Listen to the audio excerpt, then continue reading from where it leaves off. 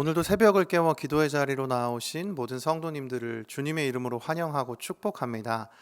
이 시간 사도신경을 고백함으로 새벽 기도회를 시작하겠습니다. 함께 고백하겠습니다. 전능하사 천지를 만드신 하나님 아버지를 내가 믿사오며 그 외아들 우리 주 예수 그리스도를 믿사오니 이는 성령으로 잉태하사 동정녀 마리아에게 나시고 본디오 빌라도에게 고난을 받으사 십자가에 못 박혀 죽으시고 장사한 지 사흘 만에 죽은 자 가운데서 다시 살아나시며 하늘에 오르사 전능하신 하나님 우편에 앉아 계시다가 저리로서 산 자와 죽은 자를 심판하러 오시리라. 성령을 믿사오며 거룩한 공회와 성도가 서로 교통하는 것과 죄를 사하여 주시는 것과 몸이 다시 사는 것과 영원히 사는 것을 믿사옵나이다. 아멘. 말씀을 사모하는 마음으로 찬송가 435장 함께 찬양하겠습니다.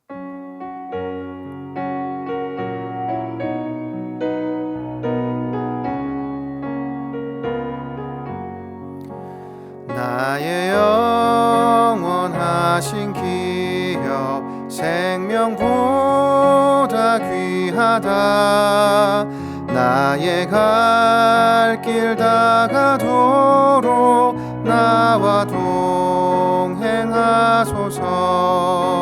주께로 가까이 주께로 가오니 나의 갈 길 다가도록 나와 동행하소서. 세상 부귀한 일함과 모든 명예 버리고 험한 길을 가는 동안 나와 동행하소서.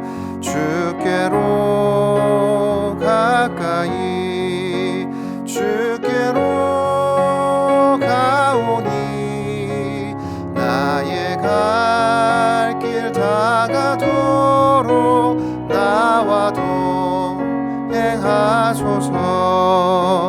어두운 골짝 지나가며 험한 바다 건너서 천국 문에 이르도록 나와 동행하소서.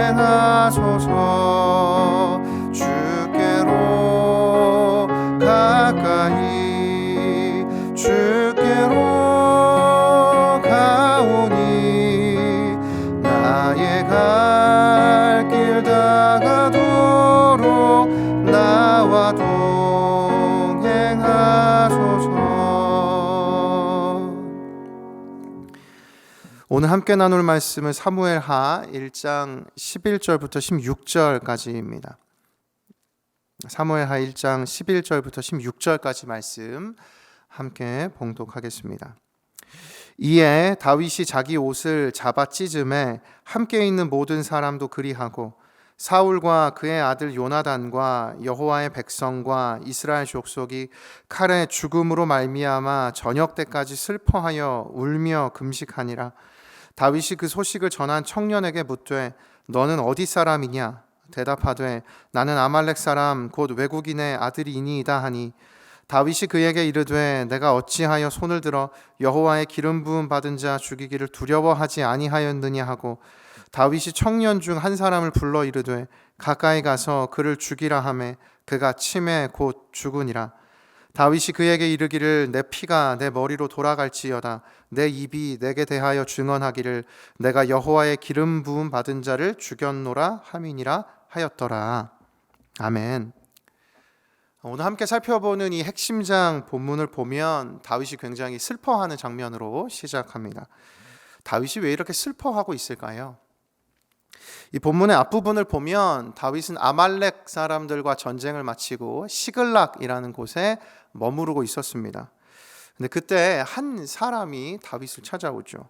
그리고 그 사람이 들려주는 이야기를 듣고 다윗이 슬퍼하기 시작을 합니다. 1장 3절과 4절을 보십시오. 다윗이 그에게 묻되 너는 어디서 왔느냐 하니 대답하되 이스라엘 진영에서 도망하여 왔나이다 하니라. 다윗이 그에게 이르되 일이 어떻게 되었느냐 너는 내게 말하라. 그가 대답하되 군사가 전쟁 중에 도망하기도 하였고 무리 가운데 엎드러져 죽은 자도 많았고 사울과 그의 아들 요나단도 죽었나이다 하는지라. 다윗을 찾아온 사람은 이스라엘의 왕인 사울과 그의 아들 요나단이 블레셋과의 전쟁 중에 죽었다는 소식을 전합니다. 사울로부터 무려 10년이라는 시간을 도망 다녔던 다윗이기에 이 사울의 죽음은 굉장히 다윗에게 좋은 소식이 될 수 있었습니다. 그런데 이상하게도 다윗은 이 소식을 접하고 매우 슬퍼했습니다. 그는 도대체 왜 이렇게 슬퍼했을까요? 다윗을 찾아온 이 사람이 전한 이야기를 좀 더 자세하게 살펴보면 다윗의 슬픔의 이유를 발견할 수가 있습니다. 먼저 이 다윗을 찾아온 사람을 이 성경 5절에서 보면 청년이라고 성경은 설명을 합니다. 그러니 이 신원을 알 수 없는 한 청년이 다윗을 찾아와서 사울이 죽었다고 이야기를 하고 있는 것이죠. 이 청년은 자신이 우연히 길보아 산에 올라갔는데 그곳에서 사울 왕을 만났다라고 이야기를 합니다. 그런데 이 청년이 사울 왕이 자신에게 한 가지 부탁을 했다고 하면서 들려주는 이야기가 있는데요. 본문 9절과 10절입니다. 또 내게 이르시되 내 목숨이 아직 내게 완전히 있으므로 내가 고통 중에 있나니 청하건대 너는 내 곁에 서서 나를 죽이라 하시기로. 그가 엎드러진 후에는 살 수 없는 줄을 내가 알고 그의 곁에 서서 죽이고 그의 머리에 있는 왕관과 팔에 있는 고리를 벗겨서 내 주께로 가져왔나이다 하니라. 청년은 이 사울 왕의 부탁대로 사울을 죽이고 그의 왕관과 그의 팔에 있던 고리, 곧 이 왕의 팔찌를 가지고 다윗에게 왔다고 말합니다. 우리는 여기서 이 청년이 다윗을 찾아온 의도를 한 가지 추측할 수가 있죠. 사실 이 청년이 전한 이야기의 그 진위에 대해서는 학자들의 의견이 몇 가지가 있는데 결론적으로는 이 청년의 이야기는 일부 거짓말이 포함되어 있다고 보는 견해가 가장 설득력이 있습니다. 왜냐하면 이 바로 앞장인 사무엘상 31장에서 사울의 죽음을 묘사하는 그 장면과 이 청년이 지금 설명하고 있는 그 장면이 너무나 다르기 때문입니다. 아마도 이 청년은 전쟁이 마친 후 그 시체를 살피면서 주워갈 물건이 없는지 살펴보다가 우연히 이 사울 왕의 시체를 발견했을 가능성이 높습니다. 그래서 그 이 청년이 사울 왕의 왕관과 팔찌를 얻고 이것을 가지고 다윗을 찾아가기로 결심을 했던 것이죠. 그가 했던 결심을 한 자료에서는 이렇게 설명합니다. 그는, 곧 청년은 사울의 왕관과 팔찌를 가지고 다윗에게 킹메이커가 되기 위해 찾아온 것이다. 이 청년의 생각은 매우 영리한 생각입니다. 이스라엘 모든 사람들은 다윗이 사울로부터 10년간 도망 다녔던 사실을 알고 있습니다. 그래서 이 청년은 이 사울의 왕권의 상징이었던 이 왕관과 팔찌를 다윗에게 가져다 주면 다윗이 매우 기뻐할 것이고 다윗의 왕권이 세워지는 데 있어서 자신이 결정적인 역할을 하게 될 것이라고 생각했던 것이죠. 이것이 얼마나 영리한 생각입니까? 저물어버린 왕권을 뒤로하고 새로 떠오르는 왕권을 기여하면 자신에게 돌아오는 이익이 얼마나 크겠는가? 그는 지금 이런 생각을 가지고 다윗을 찾아왔던 것입니다. 그런데 오늘 본문을 살펴보면 이 청년의 기대와 다르게 다윗은 이 이야기를 듣고 매우 슬퍼합니다. 그러면서 다윗이 한 가지 놀라운 명령을 하게 되는데요. 사무엘하 1장 14절과 15절입니다. 다윗이 그에게 이르되 내가 어찌하여 손을 들어 여호와의 기름 부음 받은 자 죽이기를 두려워하지 아니하였느냐 하고 다윗이 청년 중 한 사람을 불러 이르되 가까이 가서 그를 죽이라 하매 그가 치매 곧 죽으니라. 다윗은 이 소식을 전한 청년을 죽이라고 명령을 하고 그 자리에서 이 청년은 바로 죽임을 당합니다. 여기서 우리는 한 가지 질문을 하게 되죠. 왜 다윗은 이 청년을 죽이라고 명령한 것일까요? 그 이유는 방금 읽었던 그 14절, 9절에 담겨 있는 것처럼 이 청년의 말 그대로를 믿었을 때 여호와의 기름 부음 받은 왕이었던 사울을 그 청년이 죽였기 때문입니다. 그 청년이 사울을 죽였다는 것은 곧 한 나라의 왕만 죽인 것뿐만이 아니라 그 왕을 세우신 하나님을 인정하지 않았다는 의미이기도 하기 때문입니다. 다윗은 그 사실을 견딜 수가 없었던 것이죠. 사실 사무엘서는 계속해서 이 사울과 다윗을 비교합니다. 그 마음의 중심에 하나님을 잃어버렸던 사울의 몰락과 하나님을 중심에 모신 다윗의 번영을 대조하면서 우리에게 들려주고 있는 것이 사무엘서인 것이죠. 따라서 오늘 이 본문이 우리에게 전하고 싶은 메시지가 있습니다. 그것은 하나님이 중심이 되는 삶이 중요하다는 메시지입니다. 여기서 우리는 오늘 우리 자신에게 질문할 수 있죠. 오늘 이 예배를 드리는 우리 자신의 삶은 하나님을 중심에 모신 삶으로 살아가고 있습니까? 오늘 우리는 하나님을 중심으로 모시고 그 하루하루를 살아가고 있느냐는 것입니다. 오늘 본문이 우리에게 이 메시지를 들려주고 있는 것이죠. 그런데 본문이 전하는 은혜가 한 가지 더 있습니다. 하나님을 중심에 모실 때 우리가 극복할 수 있는 것이 있습니다. 그것은 삶에 다가오는 유혹을 이겨낼 수 있다는 것입니다. 오늘 본문의 다윗은 이 사울의 왕관과 팔찌를 가져온 청년의 제안을 얼마든지 수락할 수 있었습니다. 한 나라의 왕이 가질 수 있는 권력의 상징인 그 물건들을 가지고 다윗은 그 자리에서 즉시 이스라엘의 모든 사울의 일가를 처단하고 자신이 이 권력을 휘두를 수 있는 그 유혹과 그 기회가 눈앞에 있었습니다. 다윗에게는 굉장히 솔깃한 제안이요, 유혹 아닐까요? 그러나 다윗은 그렇게 하지 않았습니다. 왜냐하면 다윗은 알고 있었기 때문입니다.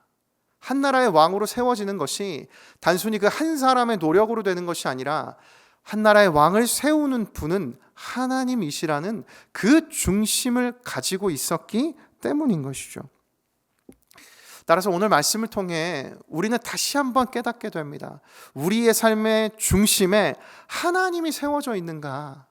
오늘 이 새벽 가운데 이것을 깊이 묵상하는 우리가 되기를 소망합니다. 어떻게 하면 하나님을 우리의 인생의 중심으로 모실 수 있을까요?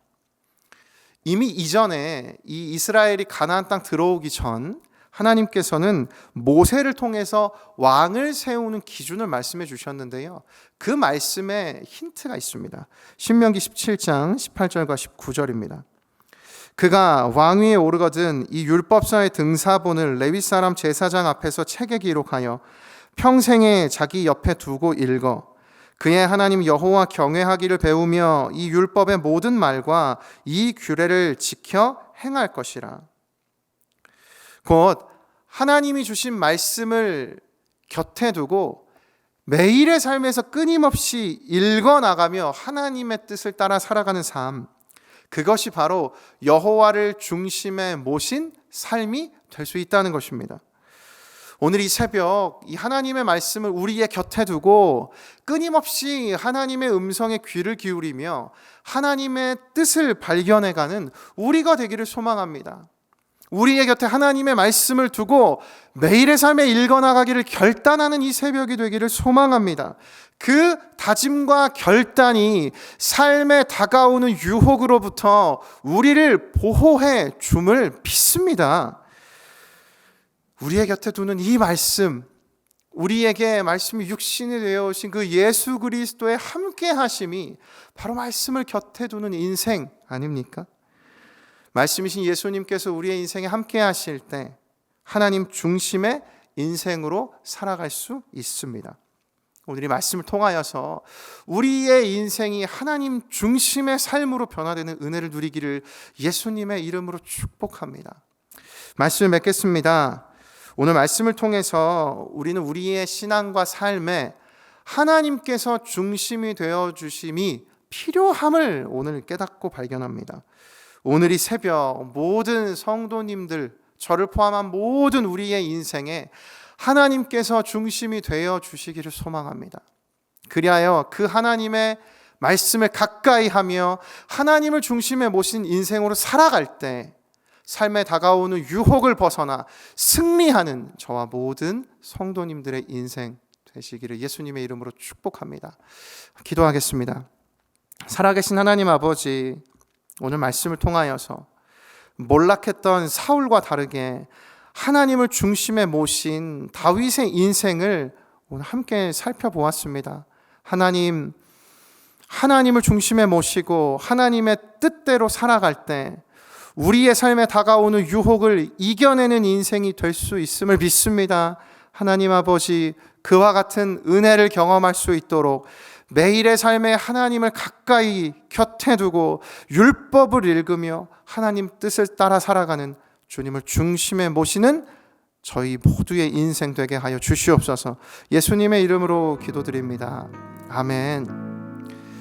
말씀을 붙들고 기억하며 기도하실 수 있도록 두 가지 기도 제목을 드립니다. 첫 번째, 평생 말씀을 가까이 하며 하나님이 중심이 되는 신앙으로 살아가게 하소서. 두 번째, 삶에 다가오는 유혹으로부터 벗어나고 하나님의 뜻대로 살아가게 하소서. 이 두 가지 기도 제목과 개인의 기도 제목을 가지고 이어서 기도하며 나아가겠습니다. 함께 기도하겠습니다. 살아계신 하나님 아버지, 은혜를 구하며 나아갑니다.